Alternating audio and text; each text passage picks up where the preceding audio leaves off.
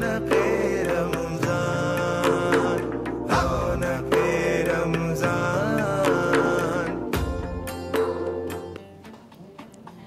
बिस्मिल्लाहिर्रहमानिर्रहीम, अस्सलामुअलैकुम। रमज़ानुल मुबारक की खुसूसी ट्रांसमिशन रौनक़े रमज़ान में आप सबको खुशामदीद करते हैं और उम्मीद करते हैं कि आप सब लोग खैरियत से होंगे और आज का जो 18वां रोज़ा है वो भी खैर आफ़ियत के साथ यकीनन गुज़र रहा होगा। बढ़ते हैं अपने मौजू की जानिब। आज हम बात करेंगे इल्म की अहमियत और इल्म की फ़जीलत के हवाले से। इल्म हर इंसान का बुनियादी हक़ है, चाहे वो मर्द हो या औरत हो, अमीर हो या गरीब हो, हर इंसान की बुनियादी ज़रूरत है।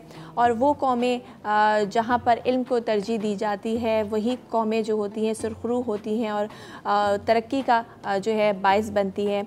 और इस्लाम की बात की जाए तो दीन इस्लाम में हुसूल इल्म को बेहतरीन अमल करार दिया गया है और ये परवरदिगार आलम की वो नेमत है, ये वो इनाम इलाही है जिसकी बुनियाद पर इंसान को अशरफुल मखलूक़ात करार दिया गया और जिसे हज़रत आदम अलैहिस्सलाम को अता फ़रमाकर फ़रिश्तों पर बरतरी दी गई। और नबी करीम सल्लल्लाहु अलैहि वसल्लम पर जो पहली वही नाजिल हुई उसकी इब्तिदा भी इल्म से ही हुई। गोया इस्लाम की सबसे पहली तालीम और कुरान मजीद की सबसे पहली आयत जो अल्लाह सुब्हानहू व तआला ने अपने प्यारे नबी, अपने प्यारे महबूब पर जो वही नाजिल की उसका ताल्लुक़ भी इल्म से था और वो वही कुछ यूँ थी कि पढ़ो अपने रब के नाम से जिसने पैदा किया। इसी तरह कुरान मजीद में बहुत सारे मकामात ऐसे हैं जहाँ पर अल्लाह सुब्हानहू व तआला ने इल्म की अज़मत और उसकी फ़जीलत के हवाले से बयान फ़रमाया है। एक और जगह इरशाद होता है कि क्या जानने वाले और ना जानने वाले बराबर हो सकते हैं? बेशक नसीहत तो सिर्फ़ अक़ल वाले ही कबूल करते हैं, यानी जो जानने वाले हैं, जो इल्म वाले हैं, उन्हें कुरान मजीद में फ़ौक़ियत अता की गई है। इसी तरह अगर हम हदीस नबवी की बात करें तो नबी करीम सल्लल्लाहु अलैहि वसल्लम ने भी बहुत सारे मकामात पर इल्म की जो अहमियत है उसको उजागर किया है। जैसे इल्म हासिल करो माँ की गोद से कब्र की आगोश तक, या इल्म हर मुसलमान मर्द औरत पर फ़र्ज़ है, या इल्म हासिल करो चाहे इसके लिए तुम्हें चीन ही क्यों ना जाना पड़े, या इल्म जो है वो अंबियाए अकराम की मीरास है। इस तरह की बहुत सारी अहादीस हमें मिलती हैं जिसमें इल्म की अहमियत वाज़े तौर पर नज़र आती है। तो आज हम इस पर तफसीली गुफ्तगू करेंगे। उलमाए कराम हमारे साथ मौजूद होंगे और इसके साथ साथ हमारे साथ होंगे स्पेशल शेफ़ हमारे स्पेशल सेगमेंट अफ्तार अराउंड दी वर्ल्ड में। तो आज आपको तारुफ़ कराते हैं कि इस सेगमेंट में हमारे साथ कौन है। हमारे साथ हैं chef Zahid from Avari tower hotel, उनको वेलकम करते हैं। अस्सलाम वालेकुम शेफ़ ज़ाहिद। वालेकुम सलाम। कैसे हैं आप और कैसा गुजर रहा है आज का रोज़ा? अल्हम्दुलिल्लाह बहुत अच्छे रोज़े गुजर रहे हैं जी। और बस अब ये हम आखिरी अशरे की तरफ जा रहे हैं। और बिल्कुल शेफ़ ज़ाहिद, जिस तेज़ी से अशरे मग़फ़िरत हमने देखा कि गुज़र रहा है और कोशिश सबकी यही है कि इस माह की बरकतें और रहमतें जितनी ज़्यादा समेट सकते हैं समेटें। तो हमारी कोशिश भी जारी है और साथ साथ जो दस्तरख़्वान की रौनकें होती हैं वो अफ्तार और सहरी से होती हैं। तो आज हमारी जो अफ्तारी है उसके लिए कौन से मुल्क की कौन सी रेसिपी आप हमारे साथ शेयर करेंगे? अच्छा, आज हम जो रेसिपी लेके आए हैं ये एक सोमालियन डिश है, स्पाइसी ग्रिल्ड लैम्ब चॉप्स। और ये चूज़ भी इसीलिए की है कि क्योंकि इसके जो इंग्रेडिएंट्स हैं वो बहुत हद तक पाकिस्तानी इंग्रेडिएंट्स के साथ मुशाबत रखते हैं। अच्छा, ये सोमालियन डिश है लेकिन कुछ देसी स्टाइल में हम इसको बनाने वाले हैं क्योंकि हमारे यहाँ देसी खाने बड़े पसंद किए जाते हैं ख़ास तौर पे अफ्तारी में। तो शेफ़ कौन कौन से इंग्रेडिएंट्स हैं जो हम इसके लिए हमने जो चूज़ किया है तकरीबन 200 से 300 ग्राम हमारे पास लैम्ब चॉप्स हैं जी। अच्छा, लैम्ब चॉप्स हमने जो बाज़ार से लेनी है उसके बाद हमने उसको लेके फ्राइड करना है। जो नॉर्मली हम घर में जो लैम्ब चॉप लेके आते हैं तो उसके बाद हमें बोन्स है साफ़ कर देनी है जिस तरह ये की हुई है, और जो मीट है उसको हमने किसी भी हैमर से या नाइफ़ के बैग से उसको फ्राइड करना है। फ्राइड करने से क्या होगा, ये थोड़ा टेंडर हो जाएगी और थोड़ी जल्दी कुक हो जाएगी। सही सही। तो इस तरह करके हमने ये तमाम अपनी लैम्ब चॉप रख दिए हैं। बाकी इंग्रेडिएंट जो है हमारे उसमें हमने गार्लिक पेस्ट है, हमारा जिंजर है, ऑनियन है, ड्राई कोरिएंडर है, चिली पाउडर है, गरम मसाला है और थोड़ा लेमन जूस वगैरह है। अच्छा, इन तमाम अज्जा को हम अभी आपसे मज़ीद जानेंगे कौन कौन से इंग्रेडिएंट्स किस तरह से इस्तेमाल करने हैं, लेकिन यहाँ पर वक्त हुआ एक ब्रेक का, कहीं मत जाइए, देखते रहिए रौनक रमज़ान।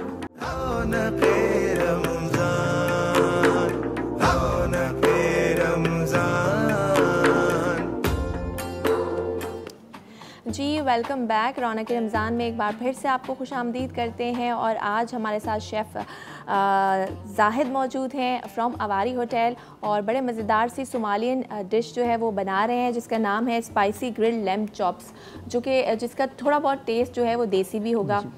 तो शेफ़ आप बता रहे थे ब्रेक पे जाने से पहले कि कौन कौन से इंग्रेडिएंट्स हैं जिसमें इस्तेमाल करेंगे। इसके जो इंग्रेडिएंट्स हैं या अज्जा हैं उनका तनासुब तकरीबन 20-20 ग्राम के हिसाब से लिया है हमने सब। जैसे गार्लिक पेस्ट हो गया, हमारे पास ऑनियन हो गई, इसका कोरिएंडर हो गया, चिल्ली हो गई, गरम मसाला हो गया और हल्दी पाउडर हो गया जी। तो सब 20-20 ग्राम है। इसको हम मिक्स कर लेंगे एक बाउल में डाल के और ब्लेंडर से मिक्स करके पेस्ट बना लेंगे। ठीक है। तो पेस्ट हमने ऑलरेडी अभी वक्त की किल्लत की वजह से ब्रेक के दौरान बना लिया था, तो मैं वो पेस्ट दिखा दूँ। और ये पे पेस्ट बना लिया। अच्छा, अभी हम डालडा का थोड़ा सा ऑयल लेंगे इसको ग्रिल करने के। लेकिन पहले से मैं चाहूँगी कि आप थोड़ा सा जो हमें दोबारा बता दीजिए कि पेस्ट आपने किस तरह से बनाया है। तमाम जो इसके अज्जा हैं, तमाम जो इंग्रेडिएंट्स हैं उनको एक साथ हमने डालना है ब्लेंडर के अंदर अपने। और ब्लेंडर में डाल के उसके साथ थोड़ा सा लेमन जूस, ऑयल और थोड़ा पानी, तो इस तरह का पेस्ट जो देखें हम, इस तरह का पेस्ट तैयार हो जाएगा वो। ठीक है। और इसको हम मैरिनेट करेंगे फिर लैम्ब चॉप्स वगैरह के साथ। ठीक है। लाइक एक ग्रीन कलर की कोरिएंडर की चटनी, जो हम देसी अल्फाज में कहेंगे तो कोरिएंडर की एक चटनी टाइप की हो जाएगी, जिसकी मैरिनेशन होगी वो लैम्ब चॉप्स की हमारी। सही। तो ठीक है, अब हम ये जो पेस्ट हमने बनाया है इसको हम मैरिनेट करेंगे चॉप्स के साथ। सही। तो हम फिलहाल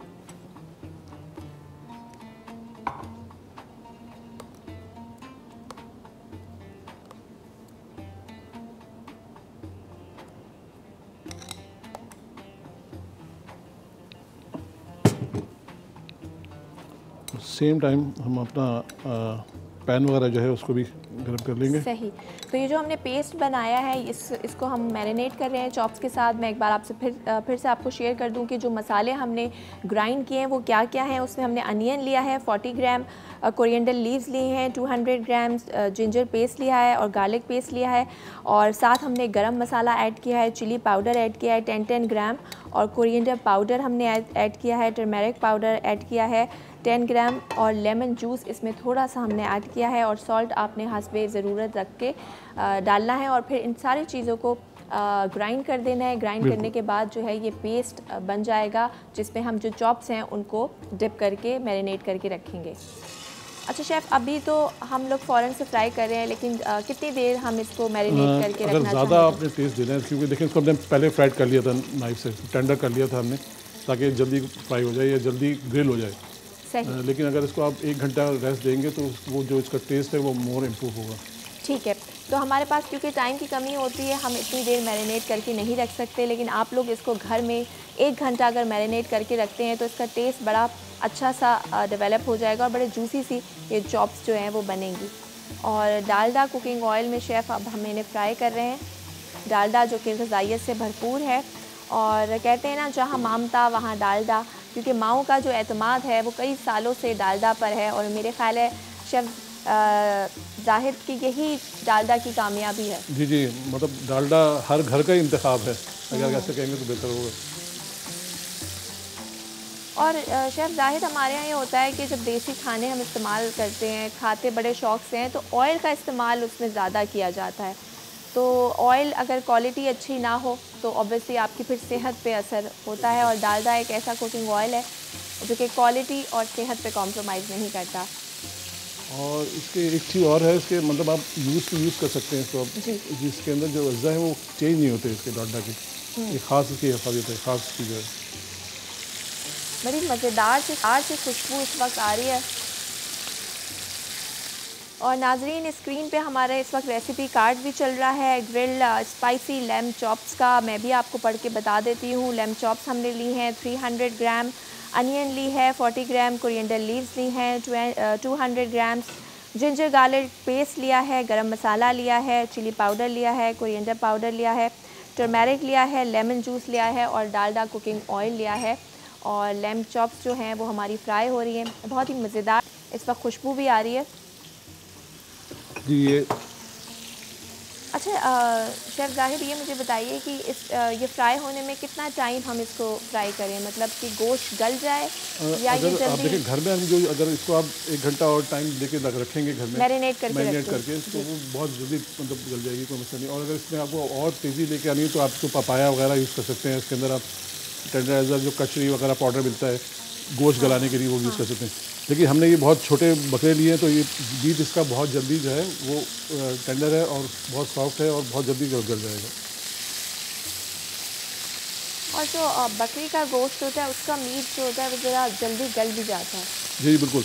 अच्छा, इसमें एक चीज़ और ख्याल रखिएगा कि इसको ज़्यादा पकाएंगे क्योंकि इसका जूसी जो पन है वो हमने रखना है मीडियम टू वेल। सही। मतलब अगर ज़्यादा पकाएंगे वेल्डन करेंगे बहुत ज़्यादा तो फिर इसका जो जूसी पन है वो ख़त्म हो जाएगा इसमें। ठीक है, तो इसको आपको मैरिनेट करके अच्छे से रखना है, लेकिन कुक बहुत ज़्यादा नहीं करना है, तकरीबन 5 मिनट तक। बिल्कुल। तो 5 मिनट तक आप इसको कुक कर सकते हैं और गोश्त इसका बड़ा नरम सा होता है और जल्दी गल जाता है। जी, तो ये लैम्ब चॉप्स जो हैं, स्पाइसी लैम्ब चॉप्स तकरीबन हमारी तैयार हो गई हैं। अच्छा, हम इसमें थोड़ा सा इसकी जो प्लेटिंग करेंगे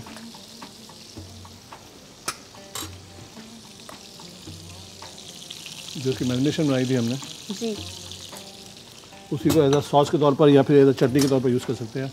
अच्छा, जो हमने मैरिनेशन बनाई थी जिसमें हमने डिप करके इसको रखा था वही हम चटनी के तौर पे इसको इस्तेमाल कर रहे हैं।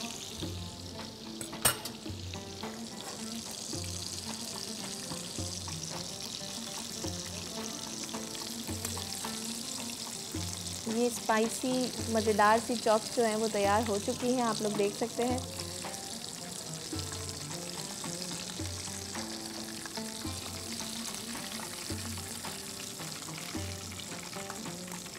अच्छा, ये पैन जो है हमने इसमें थोड़ी सी अगर गार्निश करना चाहें आप तो जैसे हमने इस पैन के अंदर ही थोड़ा सा टमाटो और ग्रीन चिल्ली।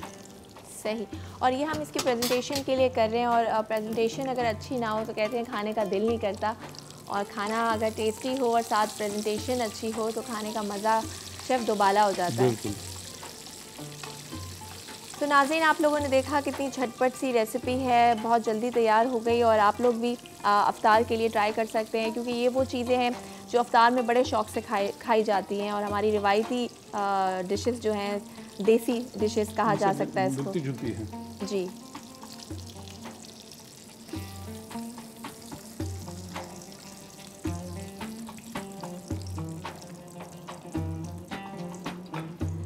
जी, तो हमारी ये जो स्पाइसी ग्रिल्ड चॉप्स हैं ये तैयार हो चुकी हैं और शेफ़ इसके बाद हम जो ड्रिंक बनाने वाले हैं वो मैं आपसे पूछूंगी, लेकिन अभी हमें जाना पड़ रहा है एक ब्रेक पर। कहीं मत जाइए, मिलते हैं एक छोटी सी ब्रेक के बाद। देखते रहिए रौनक रमज़ान।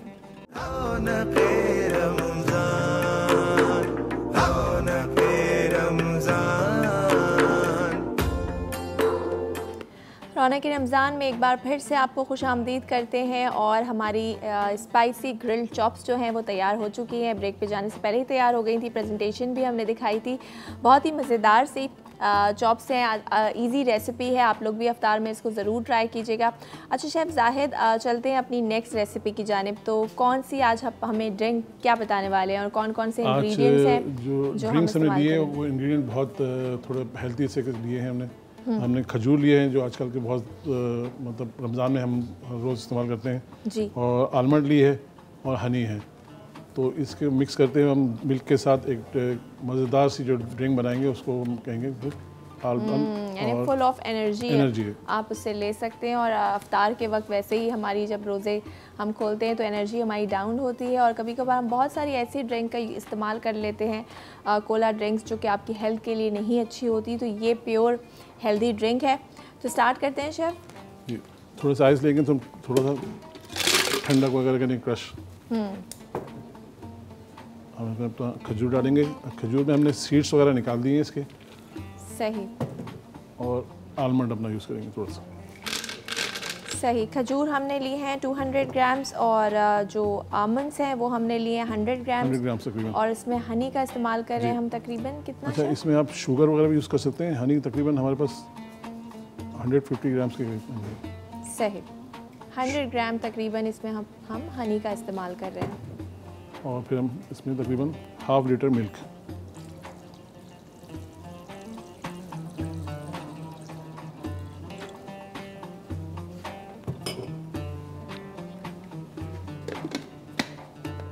सही, अपने सारे इंग्रेडिएंट्स हम डालकर इसको अब ग्राइंड कर लेंगे।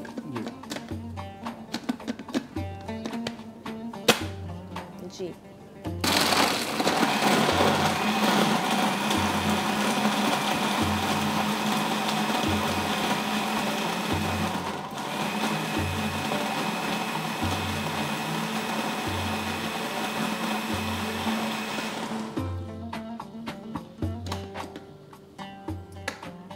जी, तो ये डेट्स और आमंड डिलाइट तकरीबन हमारी तैयार है और बहुत आसान सा ड्रिंक है। इसमें हमने बेसिक इंग्रेडिएंट्स लिए हैं। डेट्स, खजूर आजकल हर घर में मौजूद होती है। बादाम का हमने इस्तेमाल किया है।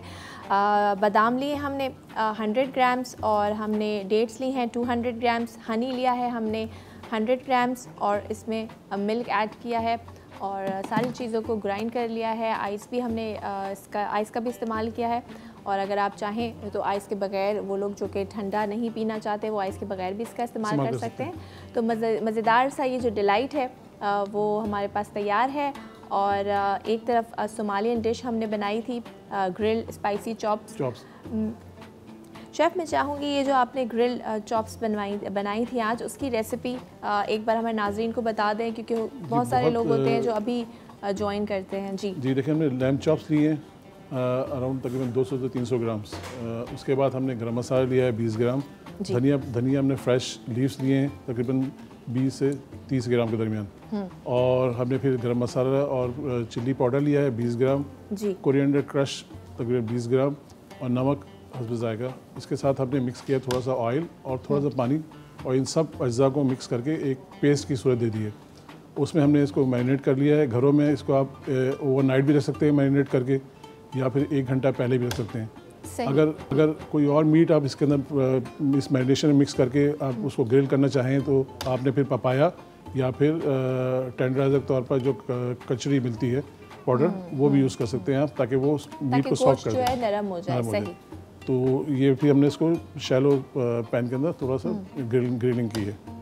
तो जो पेस्ट जो है बेसिकली ये इसमें जो अज्जा हैं वो तमाम के तमाम पाकिस्तान से अज्जा से मिलते जुलते हैं। तो यही वजह थी कि हमने इस रेसिपी को चूज़ किया आज जो है सोमालियन डिश के तौर पर।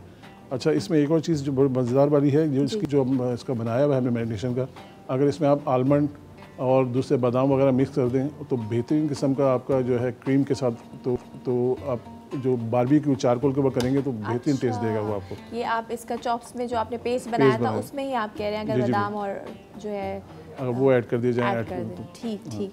तो जनाब, मज़ेदार सी ग्रिल स्पाइसी चॉप्स जो है वो तैयार हो चुकी है। तरफ जो है मज़ेदार सा हेल्दी ड्रिंक आप इसको कह सकते हैं, एनर्जी बूस्ट करेगी आप लोगों की। तो ये दोनों चीज़ें आप लोग ज़रूर जो है अफ्तार में ट्राई करिएगा। हमारी रेसिपीज़ यही होती हैं, जो भी शेफ़ हमारे पास आते हैं वो यही कोशिश करते हैं कि आसान सी और ईजी सी रेसिपीज़ आपको बताएं ताकि आप आसानी से उसको अफ्तार के वक्त बना सकें। बहुत शुक्रिया शेफ़ जाहिद आपका, और यकीनन आप जो नेक्स्ट उसमें आएंगे उसमें भी हमें इसी तरह से मज़ेदार सी कोई रेसिपी हमारे साथ लाएंगे। बहुत शुक्रिया। मज़ीद बात करेंगे अगले सेगमेंट में, हम बात करेंगे डिटेल में इल्म की अहमियत और फजीलत के हवाले से। कहीं मत जाइए, देखती रहिए रौनक रमज़ान।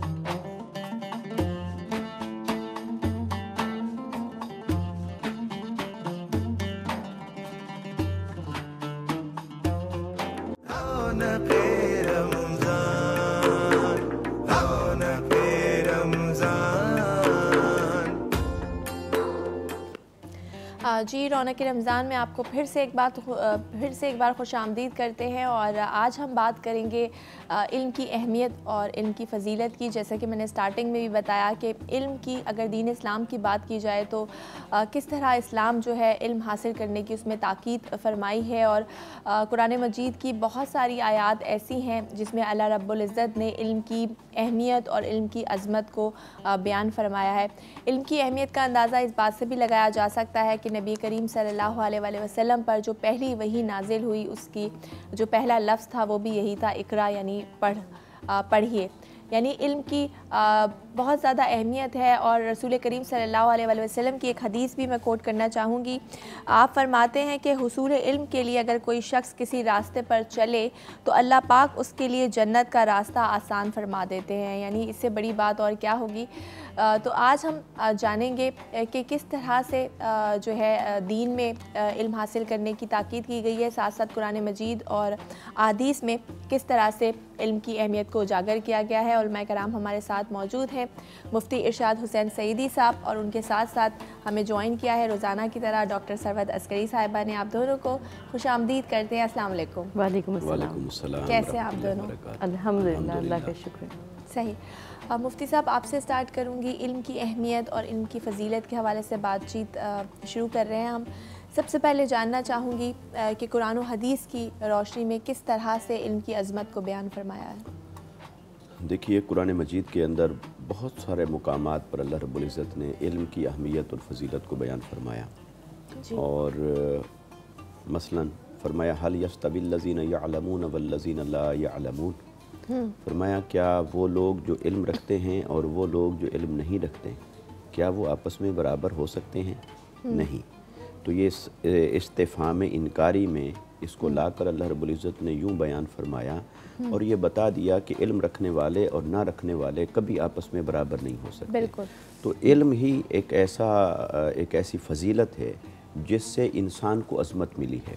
आदम अलैहिस्सलाम की भी इसी इल्म की बरतरी और फ़जीलत को अल्लाह ताला ने मलाइका के सामने ज़ाहिर फरमाया था और फिर उन्हें फरमाया था कि अब तुम इनको सजदा करो। और गोया आदम अलैहिस्सलाम का इस्तेहकाक खिलाफत जिस बुनियाद पर अल्लाह रब्बुल इज़्ज़त ने मलाइका के सामने साबित फरमाया वो भी इल्म था।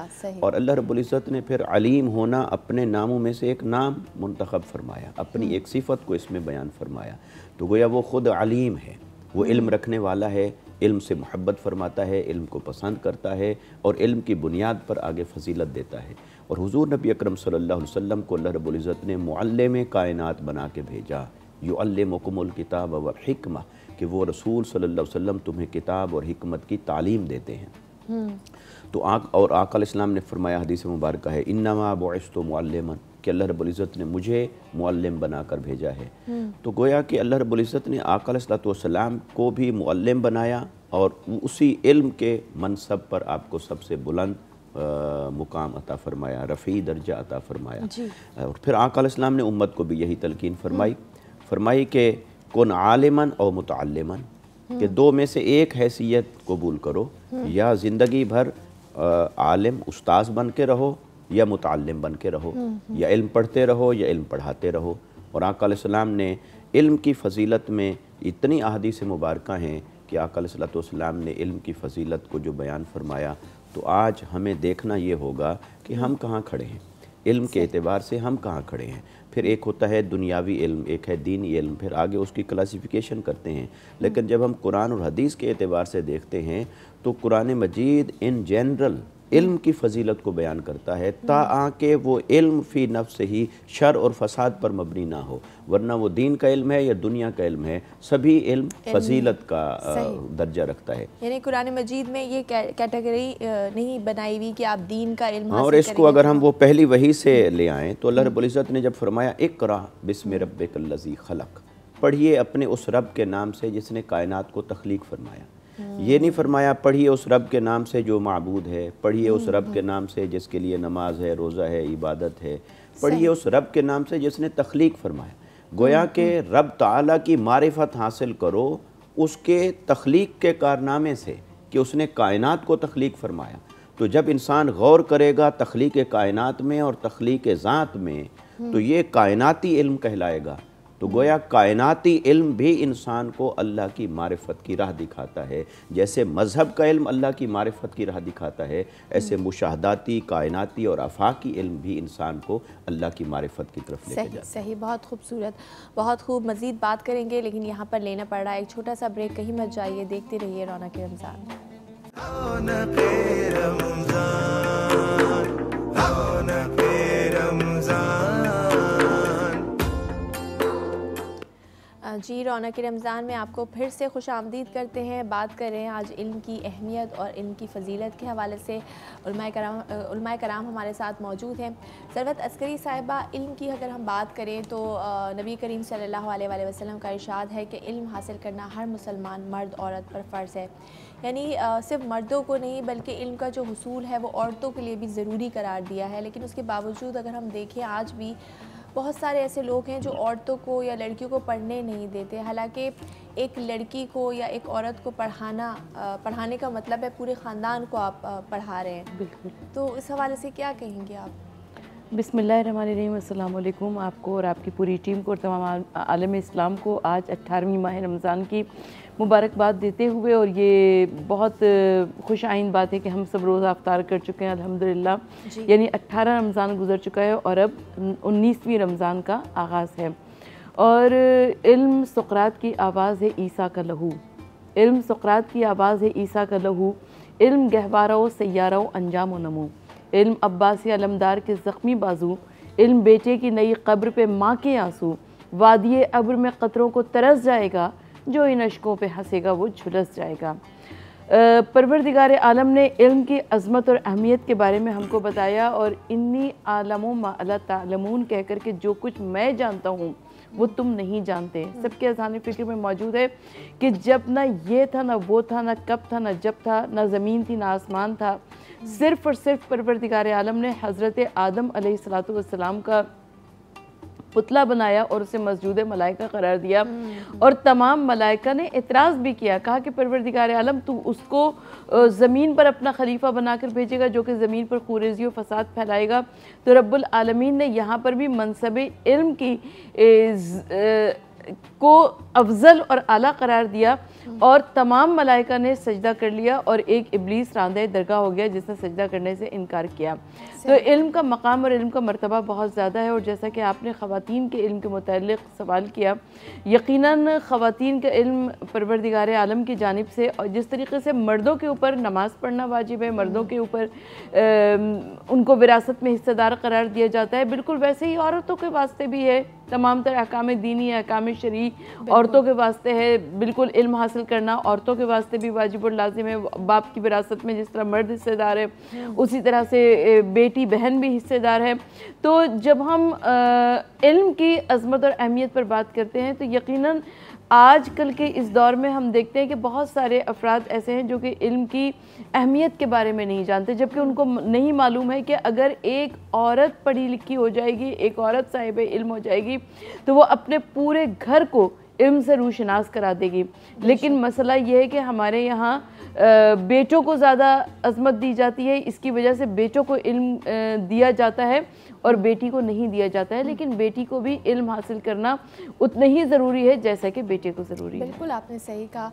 और ये बात भी फैक्ट है कि आप अगर एक औरत अगर पढ़ी लिखी है तो पूरा अपना घर तो वो बनाती है, लेकिन सोसाइटी, एक माशरा भी एक अच्छा तश्कील देता है, क्योंकि माँ ही होती है ना जो तरबियत करती है। और मुफ्ती साहब, इल्म की हम बात कर रहे हैं और इल्म हर चीज़ का जानना मेरे ख्याल है वो इल्म है। तो अगर हम देखें बहुत सारे इल्म है, दुनियावी इल्म है, जैसे मैथमेटिक्स है, फ़िज़िक्स है या साइंस का इल्म है, तो सबसे ज़्यादा जिस उलूम को जानने को कहा गया है इस्लाम में या जिसका सवाब है वो कौन सा उलूम है? देखिए, इस इल्म को अगर हम फिर यूँ समझ लें कि एक है फ़र्ज़ इल्म। हाँ, हर इंसान के ऊपर कुछ इल्म जिसका हासिल करना फ़र्ज़ करार दिया गया है, वो फ़र्ज़ इल्म वो है जो अल्लाह और उसके रसूल सल्लल्लाहु अलैहि वसल्लम ने हमारे ऊपर अहकाम लागू फरमाए, ये जायज़ है, ये जायज़ नहीं है, ये जो बाउंड्री है, क्या करना है और क्या नहीं करना है। तो अपने उन फ़राइज़ और अहकाम को जानने का जो इल्म है उसे कहते हैं इल्म ज़रूरी या फ़र्ज़ इल्म या ज़रूरी इल्म। उसका हासिल करना हर मुसलमान मर्द पर, हर मुसलमान औरत पर लाजिम है। फ़र्ज़ है, सही। अब ये फ़र्ज़ इल्म के बाद फिर जो आगे है उसमें कुरान मजीद ने मज़हब के इल्म में, दीन के इल्म में तफ़क्को हासिल करने के लिए फिर सबको मुकल्लफ़ नहीं फरमाया फिर तुम में से एक तबका ऐसा होना चाहिए लियतफ़क़्क़हू फ़िद्दीन, जो दीन के अंदर तफ़क्को हासिल करे और फिर वो बवक्त ज़रूरत दूसरे लोगों को समझाए।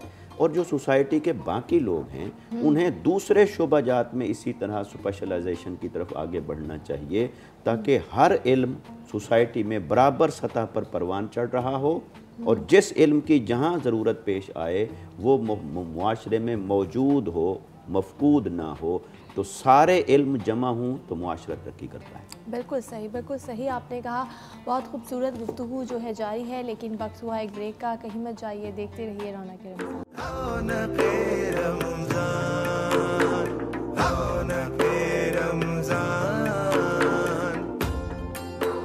रौनक रमज़ान में आपको फिर से खुश आमदीद कहते हैं। बात कर रहे हैं इल्म की अज़मत की, इल्म की फ़जीलत की और इल्म की अहमियत के हवाले से।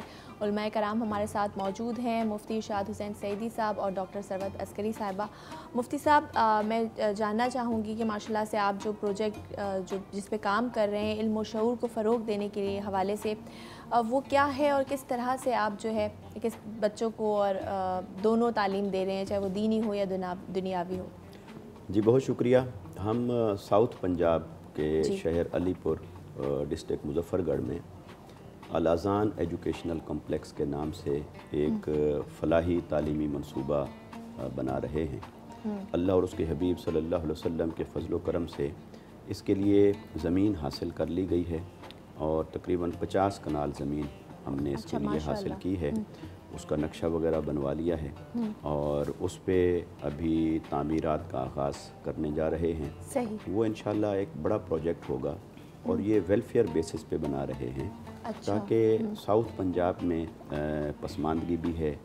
तो आप सोचिए कि जिन लोगों के पास अपनी बुनियादी ज़रूरियात को पूरा करने के लिए वसाइल नहीं हैं, वो अपने बच्चों की अच्छी तालीम व तरबियत या मिसाली तालीम व तरबियत कैसे कर सकते हैं। और आज के दौर में जहाँ तालीम कमर्शल हो गई है तो ऐसे में लोग अफोर्ड नहीं करते कि अपने बच्चों को अच्छे इदारों में पढ़ा सकें। तो इन तमाम ज़रूरियात को मद्देनज़र रखते हुए अल्लाह रब्बुल इज़्ज़त ने हमारे दिल में ये बात डाली कि हम एक वेलफेयर बेसिस पे अच्छा मेयारी तालीमी इदारा बनाएं। तो इंशाल्लाह उसका आगाज़ कर दिया है। ये जो तालीमी प्रोजेक्ट है ये बुनियादी तौर पर निज़ाम तालीम की इस फ़िक्र पर कायम हो रहा है कि जब तक हम दीनी और दुनियावी तालीम इन दोनों को जब तक हम जमा नहीं करते उस वक्त तक मुसलमान अपने इस ज़िवाल को उरूज में नहीं बदल सकते। अगर हम अपने गिरदो पेश में तालीमी इदारों पर गौर करें कि या तो आपको सिर्फ़ वो तालीम नज़र आती है मुआशरे में जैसे स्कूल हैं, कॉलेजेस हैं, यूनिवर्सिटीज़ हैं और वो टोटल प्रोफेशनल एजुकेशन है, स्कूल कॉलेज की असरी तालीम है और उसके निसाब के अंदर आपको दीनी तालीम ना होने के बराबर नज़र आती है। और इस्लामियात का सब्जेक्ट कहीं पढ़ाया तो जाता है लेकिन कहीं ऑप्शनल हो गया है, कहीं कंपलसरी है तो ना होने के बराबर है। और इसी तरह दूसरी तरफ हम देखते हैं तो मदारस हैं, जामियात हैं और उनके अंदर एक टिपिकल वे में पुराने तर्ज पर बहुत सारी चीज़ें पढ़ाई जा रही हैं।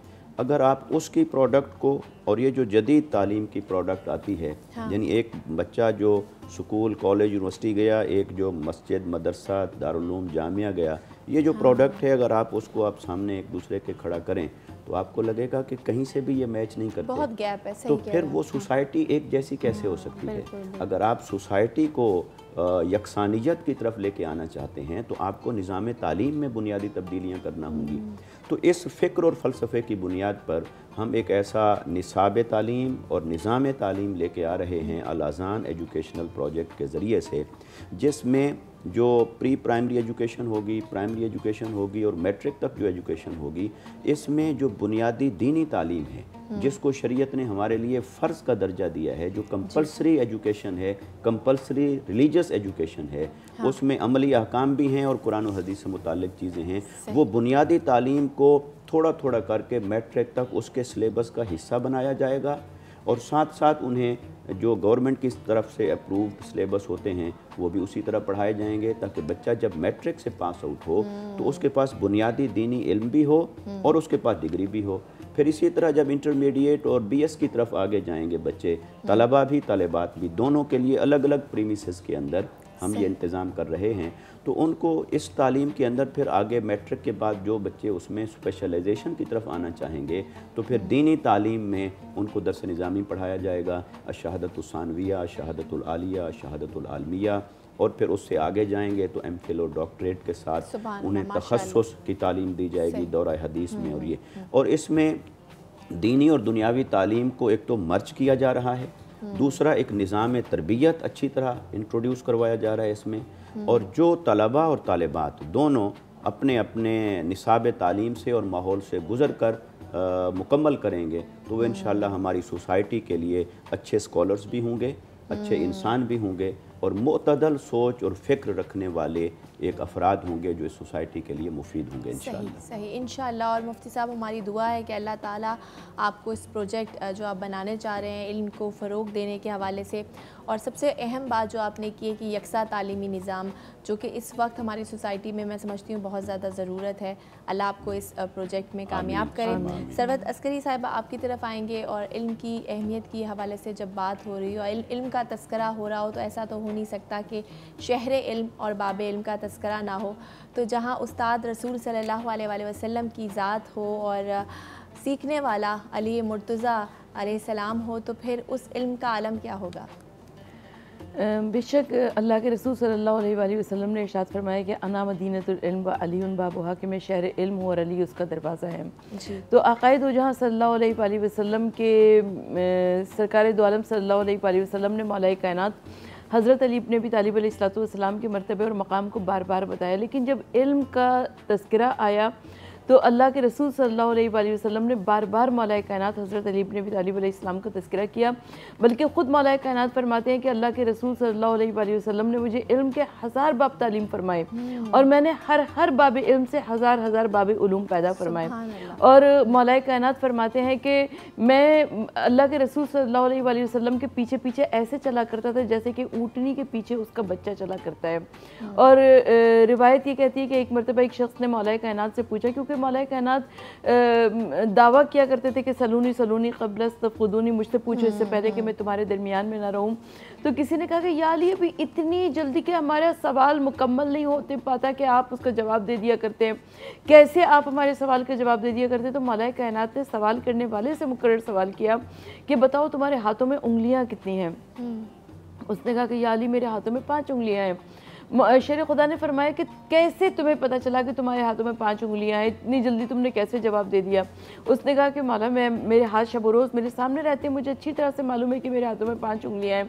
मौला कायनात ने फरमाया कि बिल्कुल जैसे तुम्हारे हाथ शब रोज़ तुम्हारे सामने रहते हैं, बिल्कुल वैसे ही ये कायनात मेरे सामने खुली हुई, तुम जहाँ से पूछोगे मैं तुम्हें वहाँ से बताऊँगा। तो हमारी जानें कुर्बान हो जाएं अल्लाह के रसूल सल्लल्लाहु अलैहि वसल्लम पर और सरकार दो आलम सल्लल्लाहु अलैहि वसल्लम के पाक घराने पर कि जिन्होंने हमको बताया कि इल्म का मकाम और इल्म का मर्तबा क्या है। मैं अगर आपके पास वक्त की इजाज़त हो तो मैं एक वाक़या आपकी समातों की नज़र करती चलूँ कि इमाम हसन मुज्तबा अलैहिस्सलाम जब नाना का खुतबा मस्जिद से सुनकर आया करते थे तो आकर अपनी वालिदा शहज़ादी कौनाइन जनाब फ़ातिमा ज़हरा को सुनाया करते थे। और जनाब फ़ातिमा ज़हरा जब मौलाए कायनात अली इब्न अबी तालिब अलैहिस्सलाम घर में तशरीफ़ लाते थे तो मौलाए कायनात से फरमाती थी कि सब कुछ मुझे हसन ने बताया। तो एक दफ़ा मौलाए कायनात ने फरमाया कि अच्छा ठीक है, मैं छुप कर हसन की गुफ्तगू को सुनूंगा। तो इमाम हसन मुज्तबा अलैहिस्सलाम जब घर में आए और उस दिन अपनी वालिदा को बताने लगे कि नाना जान ने खुतबे में ये इरशाद फरमाया, तो इमाम हसन मुज्तबा की ज़बान पर लुकनत तारी थी। कहा कि अम्मा जान मुझे महसूस होता है कि जैसे कोई बड़ा मुझे देख रहा हो। तो उस वक्त मौलाए कायनात अली इब्न अबी तालिब सामने ज़ाहिर हुए और कहा कि बेशक ये एक ख़ानदान ज़हरा की ख़ानदान रिसालत सल्लल्लाहु अलैहि वसल्लम की तालीम और तरबियत का अच्छा अंदाज़ था। हमारे यहाँ आज बड़ी बड़ी डिग्रियाँ तो नज़र आती हैं, तालीम के तो दरवाजे सब पर खुले हुए हैं, लेकिन तरबियत का नामो निशान नहीं है। जब तरबियत का नामो निशान नहीं है तो हमें इर्द गिर्द वही माशरा नज़र आ रहा है जो कि हमको इस वक्त नज़र आ रहा है। तो हमको चाहिए कि तालीम के साथ साथ तरबियत के ऊपर भी पूरी तवज्जो दें, और जब पूरी तवज्जो देंगे तो इंशाअल्लाह ताला हमें उसके माशरे में बेहतरीन नताइज भी नजर आएंगे। बिल्कुल सही आपने जो बात की है, और इस पे भी मैं बात करना चाहूँगी कि इल्म का मतलब है जानना। हम ऐसी बहुत सारी चीज़ों को जान तो लेते हैं लेकिन उस पर अमल नहीं करते। इस पर भी बात होगी, लेकिन अभी वक्त हुआ एक ब्रेक का। कहीं मत जाइए, देखती रहिए रौनक रमज़ान। रौनक रमज़ान, रौनक रमज़ान। जी, रौनक रमज़ान में आपको एक बार फिर से खुशामदीद करते हैं। इल्म की अहमियत के हवाले से बातचीत का सिलसिला जारी है। मुफ्ती साहब, आपसे पूछना चाहूँगी, इल्म के ऊपर हमने बात की, इल्म की अहमियत के हवाले से हमने बात की। इल्म जिस वसीले से आ रहा है, जो हमें इल्म पहुँचा रहा है, यानी हमारा जो उस्ताद है, जो हमारा टीचर है, उसका मकाम व मर्तबा क्या है, उसके साथ हमें किस तरीके से पेश आना चाहिए, और उसको कहते हैं ना कि रूहानी बाप भी करार दिया गया है उस्ताद को, तो उनकी अहमियत और फ़जीलत के हवाले से भी मैं चाहूँगी कि आप बताइए। जी, यकीनन जहाँ इल्म की अहमियत है तो वो इल्म पढ़ाने वाले, इल्म पहुँचाने वाले, इल्म की हिफाजत करने वाले, उनको भी अल्लाह रब्बुल इज़्ज़त ने वही रुतबा अता फरमाया। इल्म पढ़ाने वालों के लिए सबसे बड़े एजाज़ की बात तो ये है कि अल्लाह ताला ने फरमाया वअल्लमका मा लम तकुन तअलम। ऐ हबीब सल्लल्लाहु अलैहि वसल्लम, जो आप नहीं जानते थे वो आपके रब ने आपको पढ़ाया। गोया पढ़ाने वालों में ख़ुद अल्लाह ने अपने आप को शामिल फरमाया कि मैंने पढ़ाया ऐ हबीब आपको। फिर आका अलैहिस्सलाम भी पढ़ाने वालों के सफ़ में खड़े हैं, जो अल्लिमुकुमुल किताब वल हिकमा। आपने भी पढ़ाया, तालीम दी और उम्मत को, इंसानियत को, सहाबा किराम और अहले बैत अतहार को। बिल्कुल। फिर आका अलैहिस्सलाम ने उलमा को ही अपना वारिस करार दिया, अम्बिया का। फरमाया अल उलमा वरासतुल अम्बिया, उलमा वारिस हैं अम्बिया के और उनकी वरासत इल्म है। तो ये उलमा को कितना बड़ा दर्जा अल्लाह ने अता फरमाया कि अम्बिया किराम का वारिस बनाया। फिर ये जो इल्म है, ये दीनी दुनियावी, जो इल्म भी हक़ का है, सिरात मुस्तकीम का है, इंसानियत का है और अल्लाह ताला की मारिफत की तरफ ले जाने वाला है, उस इल्म को जब भी कोई आगे पहुंचाता है, उसको अल्लाह रब्बुल इज़्ज़त ने इतनी अपनी बारगाह से अजर से नवाजा है। आखिरत में उसके लिए जन्नत है और दराजात हैं, दुनिया में इज़्ज़त है और अज़मत है। तो गोया इल्म ही से इंसान को ज़िंदगी भर वाबस्ता रहना चाहिए। बेशक बेशक। अच्छा सरवत अस्करी साहिबा, जैसे हम बात कर रहे थे इल्म को पहुंचाने की, तो कहते हैं ना, इल्म वो वाहिद दौलत है जो बांटने से मज़ीद बढ़ती है, और जो आलिम है उसका मर्तबा भी बहुत ज़्यादा है। लेकिन हम देखते हैं कि बहुत सारे लोगों के पास इल्म होता है, इन्फॉर्मेशन होती है, लेकिन वो आगे पास नहीं करते। वो उनमें होता है कि अगर हम अपनी इल्म मालूमात किसी और को दे देंगे तो शायद हमारे पास से कम हो जाएगी, तकब्बुर उनके अंदर आ जाता है। तो ऐसे लोगों के लिए क्या हुक्म है? मैं तारीख़ के सफ़ात में से एक वाक़या आपकी समातों की नज़र करना चाहती हूँ, इससे बहुत सारे मसले आसान हो जाएंगे। कि एक बादशाह जो था वो आया मदीना मुनव्वरा में, और आने के बाद क्योंकि बादशाहों के पास दौलत, पैसा, ज़र जवाहिर ज़्यादा हुआ करता है, तो लिहाजा जो भी आता था मिलने के लिए उसे बहुत कुछ देकर भेजा करता था, वो दुनिया ही मिलने के लिए। लेकिन वो नहीं आए जिसका इसे इंतज़ार था। जब रात का अंधेरा नमूदार हुआ तो इसने पूछा कि मोहम्मद बाकर कहाँ हैं। तो किसी ने कहा कि जनाब वो कहाँ होंगे, वो तो मस्जिद नबवी में होंगे, वहीं पे दर्स व तदरीस दे रहे होंगे और अपने पढ़ा रहे होंगे जो उनका काम है। तो बादशाह ने कहा कि अच्छा ठीक है, वो नहीं आए तो क्या हुआ, मैं चला जाता हूँ। अब वो आया तो उसने देखा कि सैकड़ों तलबा इल्म ज़ानू अदब तय किए हुए सामने मौजूद हैं और इमाम मोहम्मद बाकर अलैहिस्सलाम दर्स दे रहे हैं। अब ये एक सतून के पास खड़ा हो गया और ये बड़ी गौर से सुनता रहा। इसको कुछ समझ में नहीं आया कि इमाम मोहम्मद बाकर अलैहिस्सलाम क्या पढ़ा रहे हैं। आखिर में ये आगे बढ़ा, इसने पूछा कि आप क्या पढ़ा रहे हैं। तो उन्होंने जवाब दिया, कहा कि मैं वो पढ़ा रहा हूँ जिसका मुझे खुदा ने हुक्म दिया है। खुदा ने किस चीज़ का हुक्म दिया है? इमाम मोहम्मद बाकर अलैहिस्सलाम ने बताया कि मैं ज्योग्राफी और एस्ट्रोलॉजी पढ़ा रहा हूँ।